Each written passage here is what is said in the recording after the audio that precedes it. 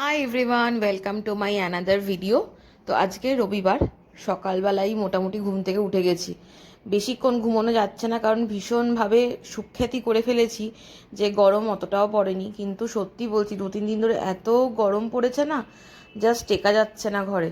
তো বেশিক্ষণ ঘুমিয়ে তো লাভ নেই, কুলারের হাওয়াটাও মনে হচ্ছে গরমই বেরোচ্ছে। তো ঘুম থেকে উঠে পড়েছি 7:30টার মধ্যে ইনফ্যাক্ট। তারপরে একটু বারান্দায় এসে গাছগুলোতে একটু জল দিলাম। এই হচ্ছে তুলসী গাছ। মাঝে মধ্যেই তোমাদের গাছগুলোর কথা তোমাদের জানাবো। আর এই হচ্ছে নয়নতারা গাছটা। এখান থেকে ফুল তুলেই আমি ঠাকুরকে মাঝে মধ্যে পুজো দিচ্ছি। গাছে একটা দুটো ফুল রেখে দিই, বাকি সব কটা ঠাকুরের পায়ে দিয়ে দিই। বেশ ভালো লাগে সকালবেলা এই সবুজগুলো দেখতে। তারপরে সুদীপ অনেক দিন ধরেই বলছে যে আরও কটা গাছ নিয়ে এসো। তো আমি একটু ডিলে করছি, কারণ কি না এখন এতগুলো গাছ আনবো না, গরমকাল বাঁচাতে পারবো কি না সেটাও একটা ব্যাপার রয়েছে। তাও বলছে নিয়ে এসো নিয়ে এসো। তো সেই নিয়ে অনেক কথাবার্তা আলোচনা হচ্ছে চা খেতে খেতেই।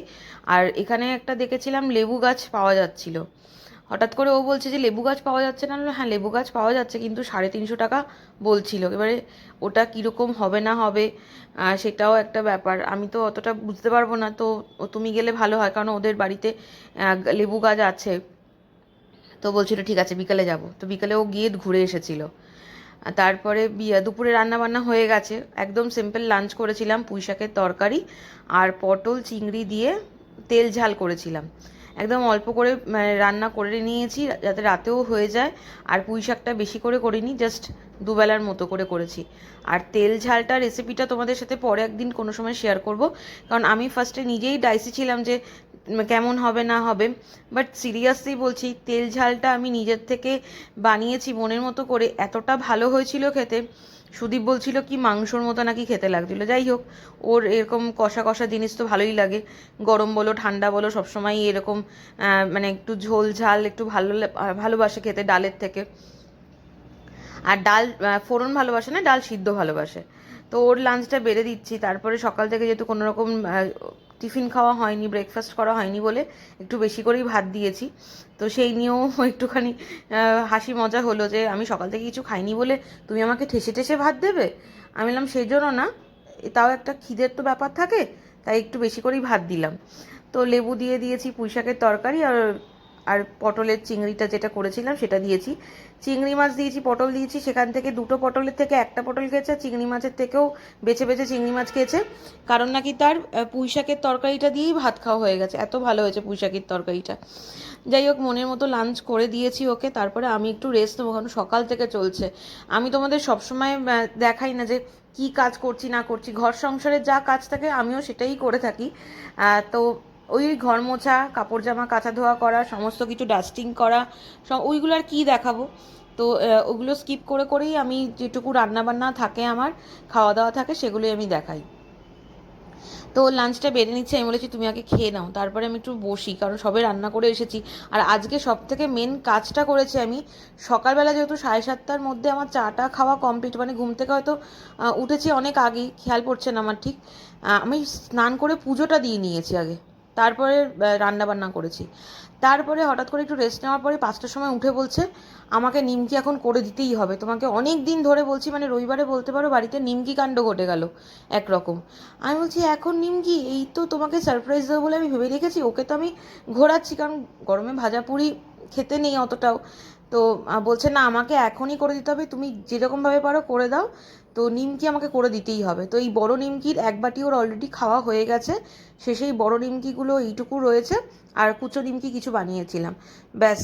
এই নিয়ে মানে সারাটা বিকেল চললো, 1 ঘন্টা 1.5 ঘন্টা মতো। আমাকে নিমকি বানিয়ে দিতে হবে, তুমি কবে থেকে আমাকে কথা দিয়ে রেখেছো নিমকি করে দেবে। আমাকে মা নিমকি করে দিত, মানে আমার শাশুড়ি মার কথা বলছে ও, মা এইভাবে এইভাবে এইভাবে নিমকি করে দিত, এই রেসিপি তার। তো যাই হোক, আমিও নিমকি করে দিলাম ওকে। তারপরে মাসকাবারি কিছু জিনিস অর্ডার দিতে হয়েছিল ব্লিঙ্কিট থেকে, কিন্তু ব্লিঙ্কিটে একটা এখন ব্যাপার দেখছি, এই ছোট ছোট ব্যাগগুলো করে মানে প্যাকেটগুলো করে দিয়ে যাচ্ছে, এত অসুবিধা হচ্ছে না আমার রাখতে। এই ছোট ছোট ব্যাগে রাখলে খুবই অসুবিধা হয়, আর লম্বা ব্যাগগুলোও দিয়ে যাচ্ছে না। আর ওদেরও তো বয়ে আনতে কষ্ট হচ্ছে জিনিসটা, যতই পিঠের ব্যাগ থাকুক না কেন। তার মধ্যে লিফটটা আবার কালকে থেকে একটু ডিস্টার্ব করছে, এবার সিঁড়ি দিয়েই 7তলা পুরো ওপরে উঠেছে সে।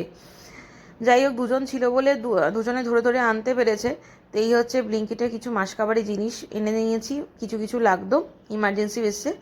তারপরে এতটা গরম পড়েছে, তার মধ্যে তো কারেন্ট যাওয়া আসা রয়েইছে।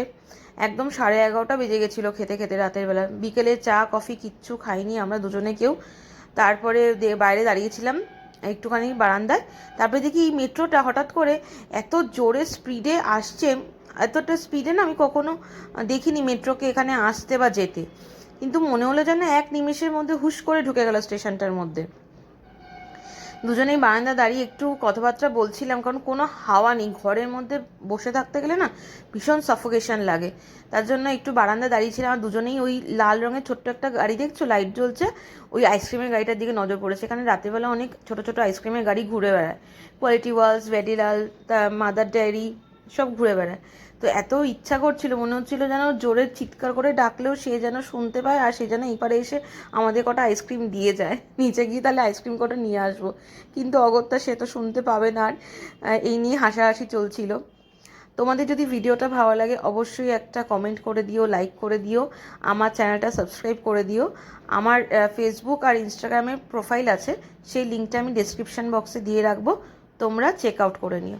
ওকে, বাই, থ্যাংকস ফর ওয়াচিং।